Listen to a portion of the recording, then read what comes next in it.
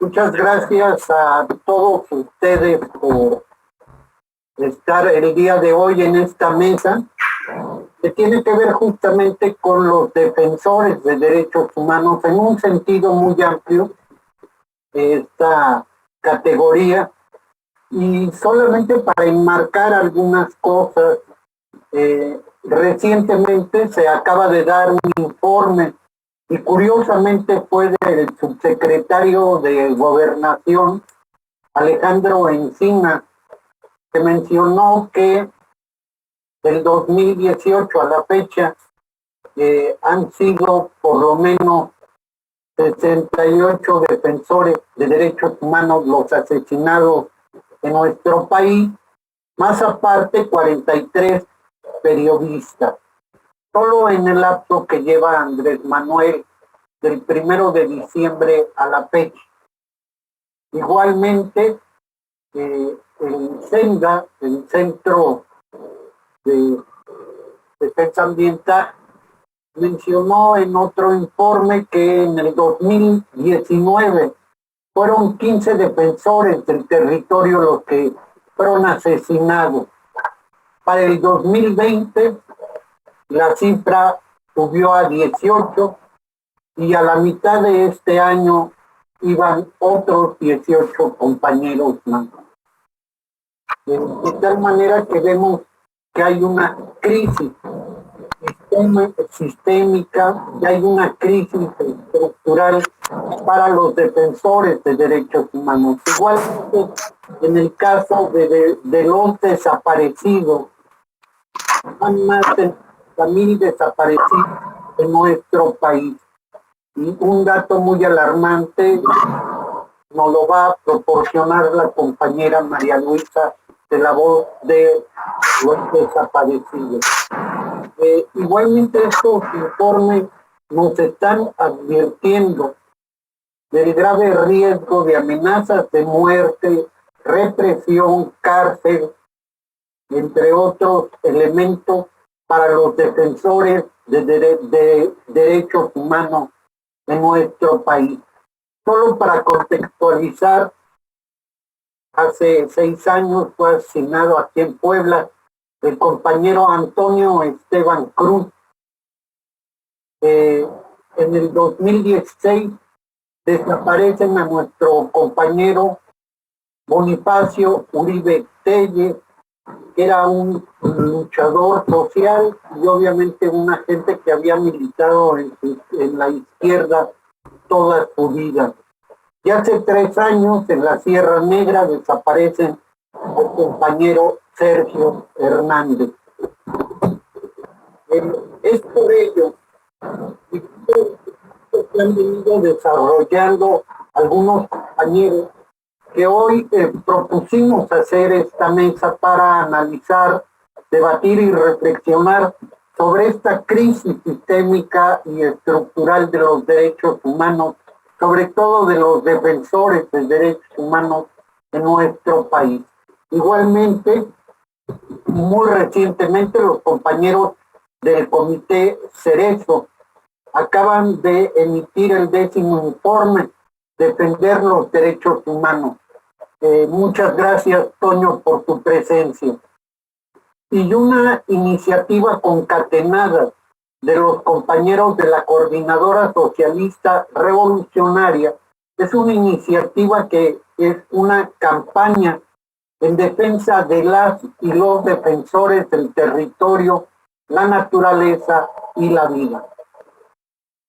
Y en este contexto es la lucha de las y los, sobre todo mujeres, que es muy relevante, la lucha que han dado los y las compañeras de la voz de los desaparecidos, de un muy largo tiempo frente al Congreso del Estado. No podemos decir que lograron todo los objetivos que se habían propuesto, pero sí ciertas modificaciones a la ley de los desaparecidos. Por ello tenemos a la compañera María Luisa Núñez. Bienvenida, María Luisa. Y para dar un testimonio de lo que está sucediendo en estos momentos en la búsqueda de desaparecidos, También se encuentra con nosotros la compañera Gaby Uribe desde la Sierra Norte. Ella pertenece al colectivo Uniendo Cristales. Quiero antes de darle la palabra al compañero Cerezo, mencionarles que mucho les hemos de agradecer que en el chat del Zoom nos dejen también sus opiniones sobre qué les está pareciendo estas mesas temáticas sobre diferentes temas. Su opinión para nosotros sería muy importante en el trabajo, bueno, en este trabajo que venimos desarrollando. Y con ello le cedo la palabra al compañero Antonio Cerezo, que nos va a hablar sobre este informe Defender los Derechos Humanos. Adelante, Toño. Gracias. Pues muy buenas tardes a todos. Un agradecimiento por la invitación. También a nombre de todos los integrantes del comité y las compañeras y los compañeros que conforman esta colectividad de una organización de derechos humanos que este año cumple 20 años de trabajo. Efectivamente, como bien dice Gerardo, hace poquito presentamos por Zoom y en vivo también el informe 10º de violaciones a derechos humanos que abarca de junio del 2020 a mayo del 2021. En este informe, nosotros siempre partimos del contexto en el cual se da la documentación de las graves violaciones de derechos humanos. Nosotros documentamos básicamente en este informe 4 tipos de violaciones de derechos humanos. La primera es agresiones a defensores. Agresiones implica amenazas, hostigamiento, vigilancia, que en el mundo de los derechos humanos se le llaman agresiones menores, aunque nosotros no estamos muy de acuerdo con eso de que sean menores, pero son menores con relación a las otras que documentamos, que son detención arbitraria, ejecución extrajudicial y desaparición forzada de personas. Nuestro informe también se limita a personas defensoras o luchadores sociales que por el ejercicio de algún derecho humano son víctimas de la agresión del Estado. Y cuando hablo del Estado, hablamos de un agente del Estado que puede ser desde municipal, estatal o federal y de cualquier instancia del gobierno, poder legislativo, ejecutivo o judicial.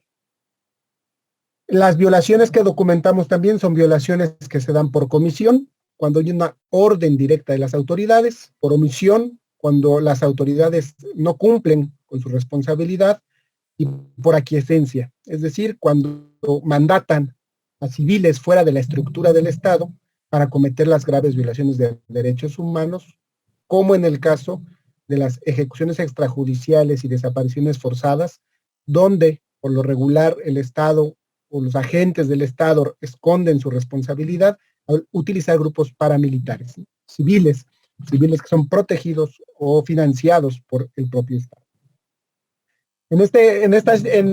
En este marco general, lo que les podemos decir es que el contexto en el que se dan estas violaciones de derechos humanos en estos últimos años y en este año es importante para nosotros. En primer lugar, nosotros habíamos planteado hace 10 años ya que en México se estaba configurando un Estado terrorista, un Estado que por medio del terror estaba aplicando medidas de disciplinamiento social, control político y represión contra insurgentes.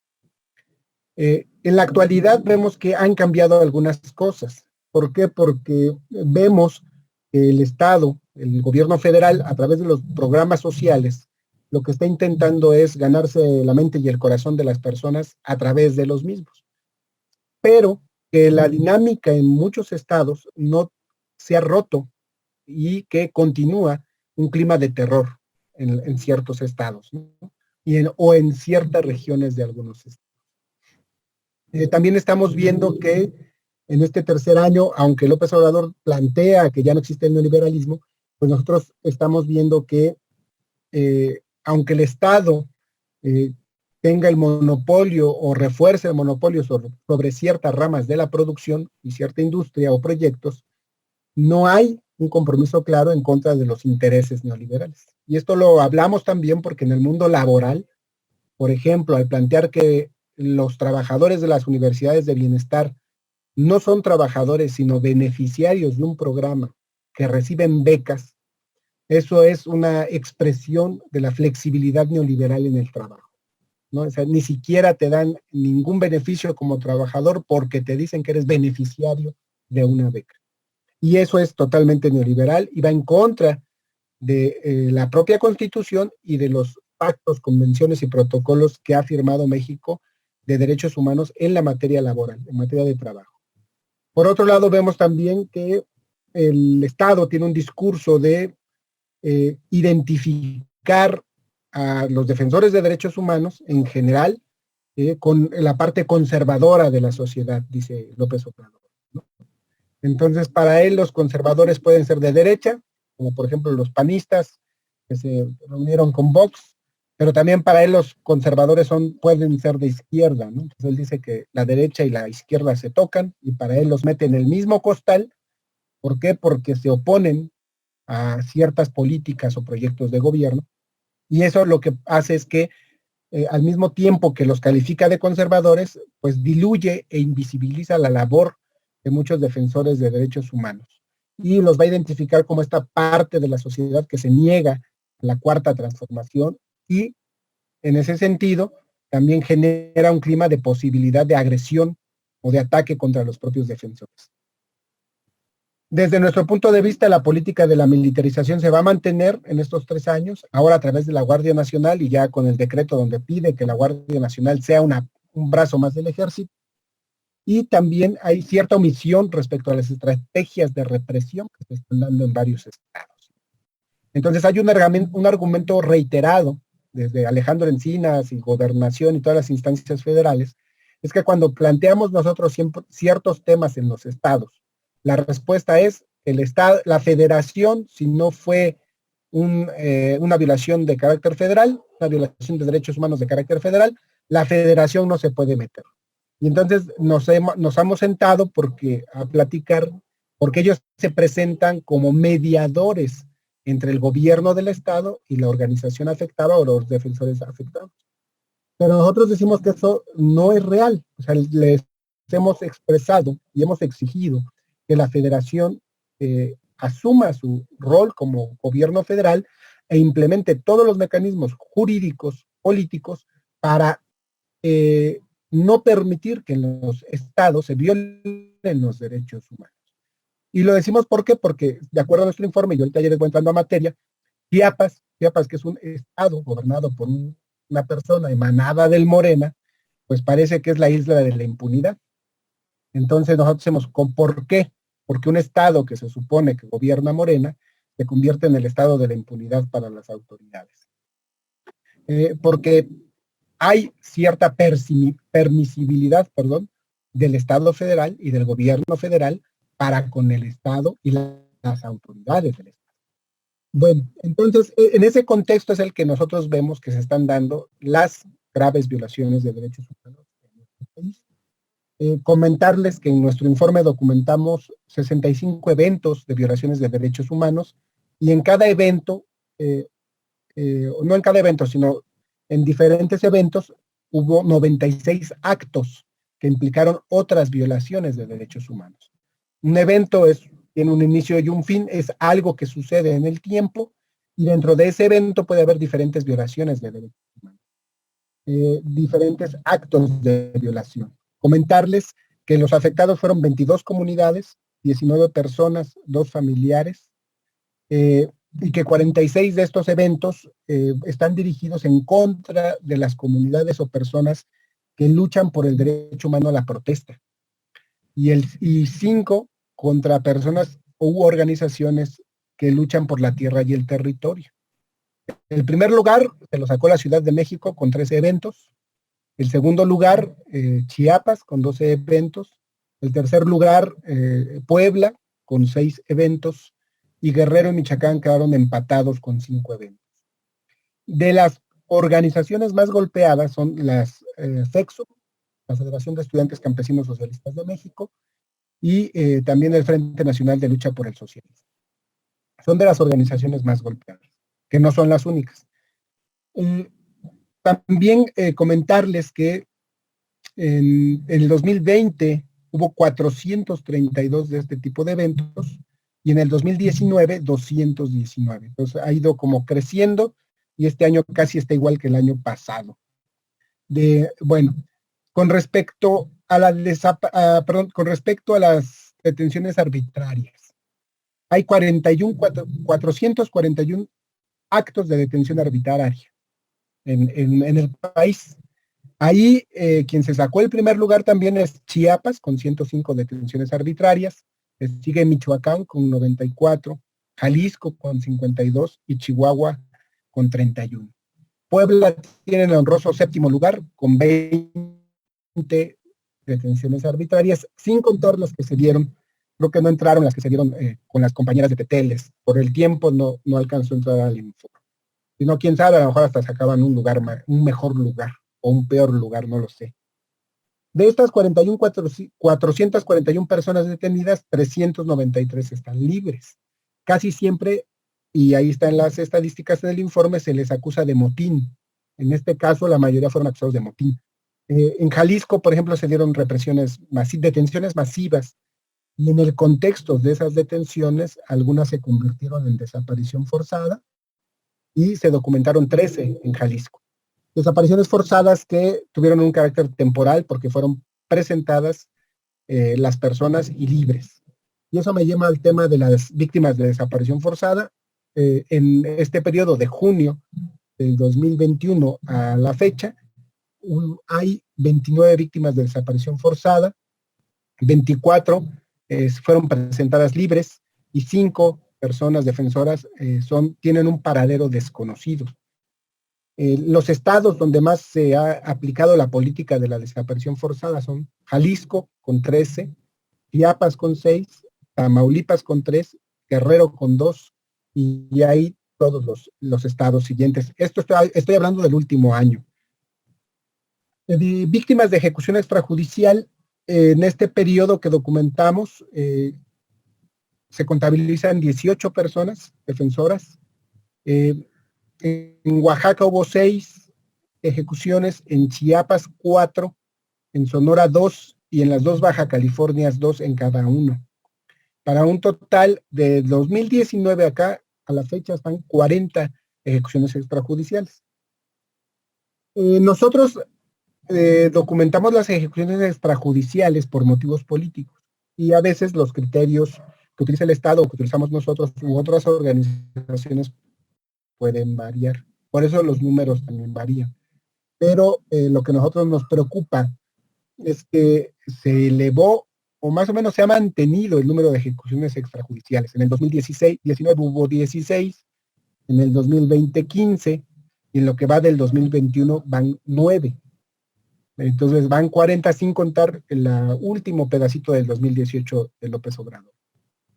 Entonces, ¿qué nos dicen a nosotros estos datos que pueden encontrar en el informe? Pues nos dicen que hay una tendencia a que crezcan las violaciones de derechos humanos.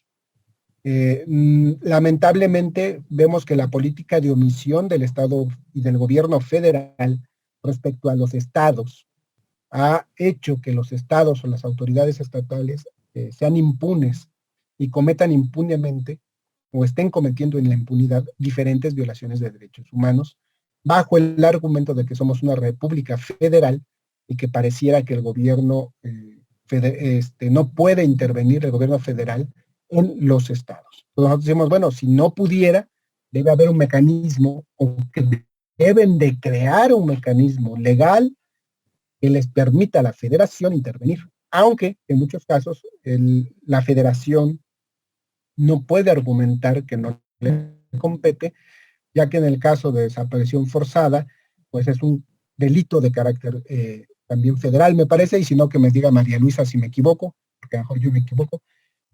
La tortura es un delito federal también, que debe de atraer la federación por el simple hecho de haber sido torturado, pero la federación no cumple con esa obligación. Y entonces permite casos de presos políticos, presos por motivos políticos, estén estancados porque la federación no aplica el protocolo de Estambul o no atrae el caso de desaparición, ¿verdad? Y eso es grave por esa omisión que está cometiendo el gobierno federal. Entonces, desde nuestro punto de vista hay cierta, no solamente omisión, sino también simulación respecto a los derechos de las víctimas, porque no se está garantizando el acceso a la justicia, porque no se garantiza el acceso a la verdad y porque no hay una reparación integral del daño. Y mucho menos existe una garantía de no repetición de los hechos. Lo que nos lleva al último punto, para no extenderme más, es el de la impunidad. Nos preocupa mucho este punto. Hace poco en otra conferencia hablábamos del historial, por ejemplo, de Ardelio Vargas Fosado, al paisano de muchos de ustedes, cómo inicia su carrera en la Sierra Norte siendo presidente municipal por el PRI en los 80, cómo de ahí brinca al CISEN como policía política, ¿verdad? Y luego cómo va a recorrer diferentes puestos en migración, como diputado federal, como secretario de gobierno, ahí con Rafael Moreno Valle, pero como esta persona que se dedica a la represión política y a la persecución va a recorrer diferentes instancias de gobierno federal, municipal, estatal, pero sigue vigente y sigue activo en un gobierno que se supone que ya no es como los de antes. Entonces, nosotros decimos, mientras los perpetradores intelectuales y materiales de las graves violaciones de derechos humanos no comparezcan ante la justicia y sean castigados por sus crímenes, por sus delitos, de manera proporcional a la gravedad de los mismos, pues eso implica impunidad. Y el mensaje de la impunidad, decimos, es, lo puedes volver a hacer. Así, sí, lo hiciste y lo puedes volver a hacer. ¿Por qué? Porque no hay castigo, no hay acceso a la justicia de las víctimas de violaciones de derechos humanos y no hay justicia en el sentido de castigar a los perpetradores materiales e intelectuales de las graves violaciones de derechos humanos que hemos sufrido en estos últimos años. Entonces, pues ya la última comisión de la verdad que propone López Obrador, nosotros decimos que bueno, ojalá logren realizar las 5 subcomisiones que están planteando para los delitos de la guerra sucia, pero también es bien contradictorio que mientras están planteando esta comisión, pues no resuelven los casos actuales de desaparición y les dan largas o de desaparición a manos de particulares, mezclan las cifras, presentan la cifra de 91,000 personas, pero vuelven a no reconocer la cifra de desaparición forzada, la cifra de desaparición a manos de particulares, y meten todo en un solo costal para evadir la responsabilidad del Estado. Entonces ahí es donde nosotros decimos, bueno, ojalá que vaya bien esa comisión, pero esa comisión es una de las tantas que deberían de crearse y que deben culminar con el castigo y la sanción de los responsables. Porque si no concluye así, pues va a ser una igualita a la de Fox. No le va a pedir nada a Vicente Fox, a la FEMOS, esta nueva comisión que van a hacer, ¿no? Entonces, con esto cierro y les agradezco que me hayan escuchado con paciencia.